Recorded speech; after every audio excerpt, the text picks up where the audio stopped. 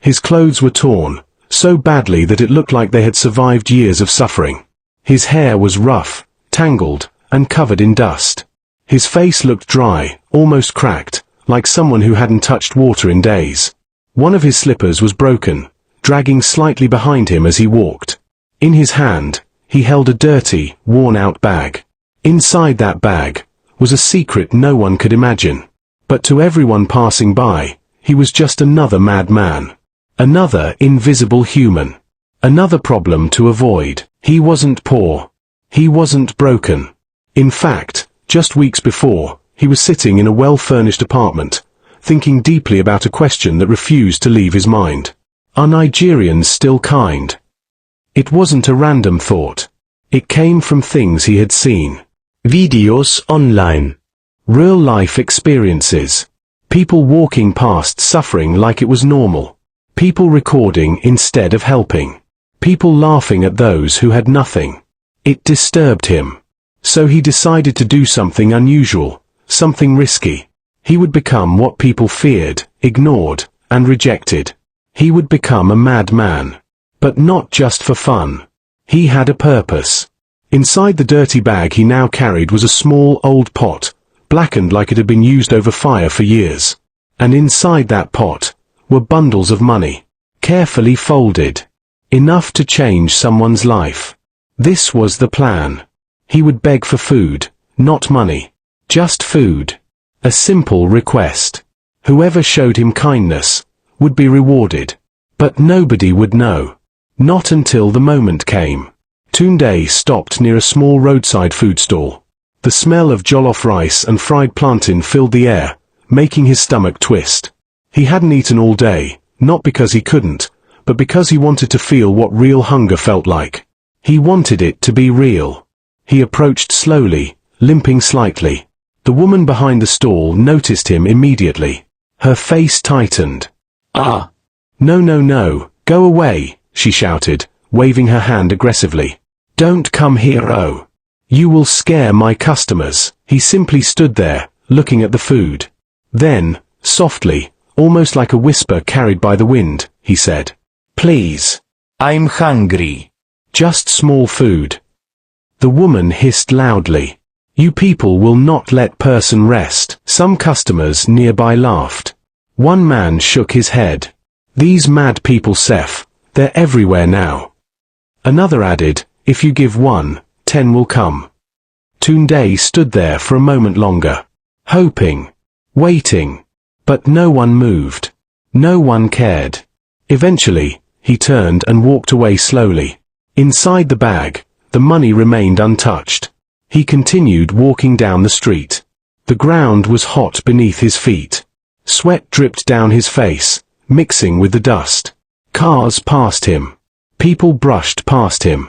Some avoided eye contact completely, as if looking at him would somehow infect them. At one point, a group of young boys saw him and began to mock him. "Crazy man! Crazy man!" they shouted, laughing. One of them picked up a small stone and threw it. This was the reality many people lived every day. Not seen. Not heard. Not valued. Just existing. Hours passed. The sun began to soften slightly, but the day's exhaustion was already written. His legs were weak. His throat was dry. And still, he had not eaten. He approached another spot, a small buka tucked between two buildings. A man sat there eating quietly. He hesitated, then spoke again. "Please, can I get something to eat?" The man looked up slowly. Their eyes met. For a brief second, something passed between them. Understanding? Maybe. But just as quickly, it disappeared. The man looked away. "I don't have," he said bluntly, even though there was a full plate of food right in front of him. He stepped back, turned, walked away again. As evening began to approach, the energy of the street changed. The rush increased. People wanted to get home. No one had time for distractions. He looked at the dirty bag beside him.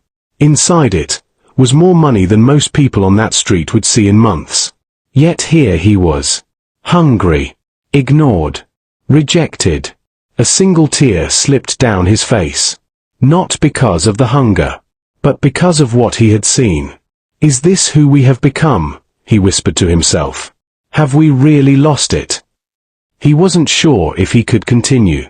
This experiment was heavier than he expected. It wasn't just about testing people anymore. It was exposing something deeper. Something uncomfortable. Something painful. Just as he lowered his head, ready to give up for the day, a shadow appeared in front of him. Someone had stopped, and for the first time that day, someone was actually looking at him. Not with disgust. Not with fear. But with something else. Something rare. Something almost forgotten. Standing in front of him was a young girl. She couldn't have been more than 20. Her clothes were simple. You could see the battle. Because she didn't look rich. She didn't look comfortable. She looked like someone who understood what it meant to struggle. Someone who didn't have much. And yet, you can have it. You're giving me, he asked, almost in disbelief. She nodded. Yes, someone had finally chosen to see him. Not as a madman. Not as a nuisance. But as a human being. Thank you, he whispered. The girl gave a small smile. You're welcome. This was the moment. The moment everything had been leading to.